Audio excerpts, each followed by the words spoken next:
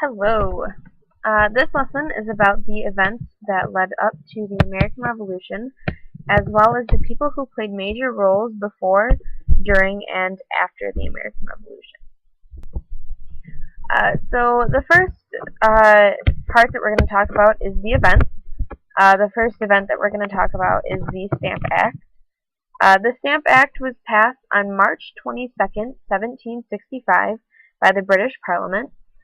This put taxes on all paper products, such as stamps, parchment, envelopes, or newspapers. This angered the colonists because it was viewed as fundraising for England. However, the Stamp Act was repealed in 1766.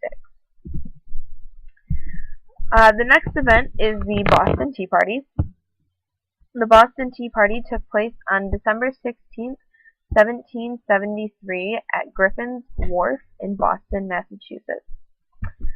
Colonists dressed up as Native Americans boarded three ships, the Eleanor, the Dartmouth, and the Beaver, and threw 342 chests of tea into the harbor. This equaled to 18.5 million cups of tea. That's a lot of tea.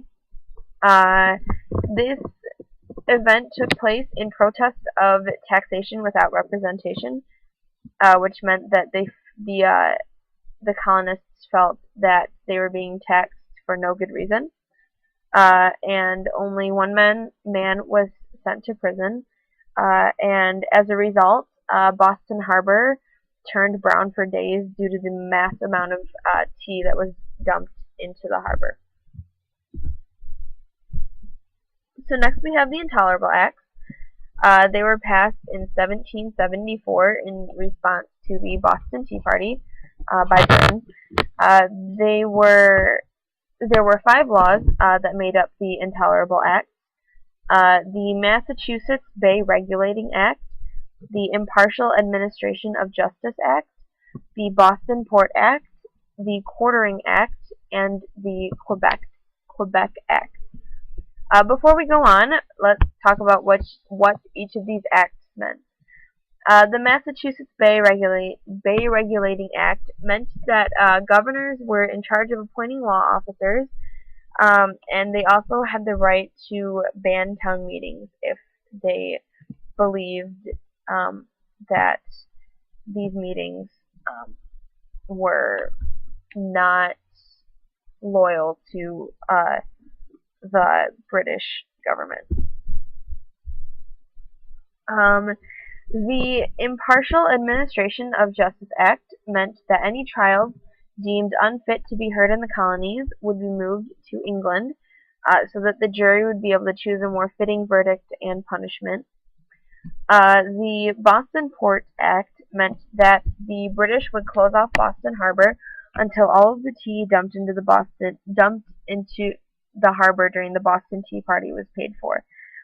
This really hurt business for the colonists because Boston Harbor was the only real way that they were able to get supplies. So this kind of angered the colonists. Next came the Quartering Act. This meant that if there were no room in the barracks for royal troops, they could be housed in any home chosen by the British government. This angered many colonists because now not only did they have to house and feed their families, they also had to house and feed a British soldier. The final act of the Intolerable Acts was the Quebec Act. This gave all Catholics in Quebec religious freedom and the right to a civil government. The Boston Massacre is the next event. The Boston Massacre took place on March 5th, 1770. 5 colonists were shot and killed after a soldier was reportedly hit with a snowball and became angry after he was surrounded by colonists.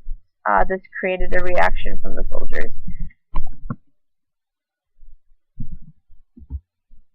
Now that we've covered the events leading up to the American Revolution, let's talk about the people involved. George Washington is first. He was a commander of British forces at Fort Necessity during the French and Indian War. This was the key battle for him.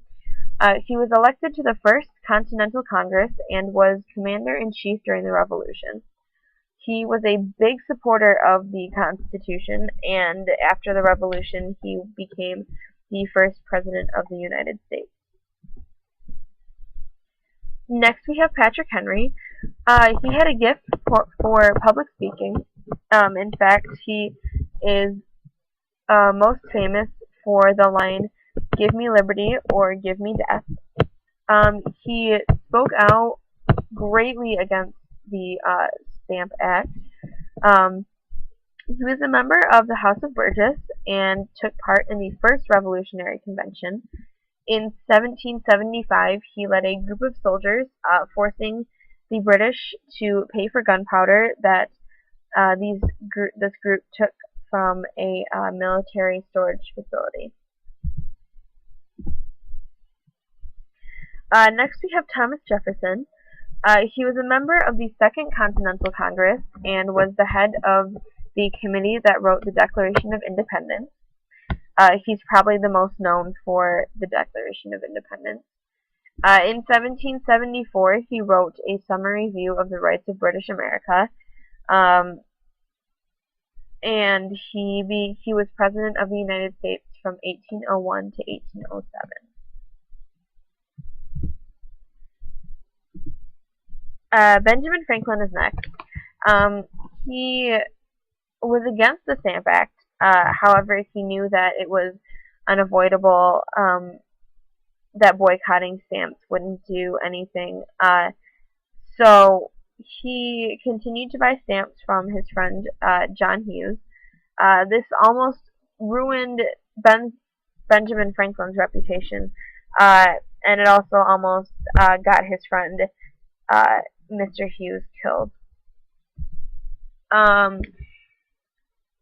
Even though Franklin did not necessarily see eye to eye with the colonists, he tried to bridge the gap between the colonies and England. From 1765 to 1775, he wrote 126 articles explaining the opposing views of the colonists versus Great Britain. Although he was very unpopular, he was still elected into the Second Continental Congress. The next person we have is Thomas Paine. While he did not play a large part in the Revolution, he played a very large part in inspiring the army. In 1776, he published Common Sense, which is probably one of his most well-known works. He then began to travel with the army after he failed as a soldier. He produced the Crisis, which was a pamphlet meant to inspire the army.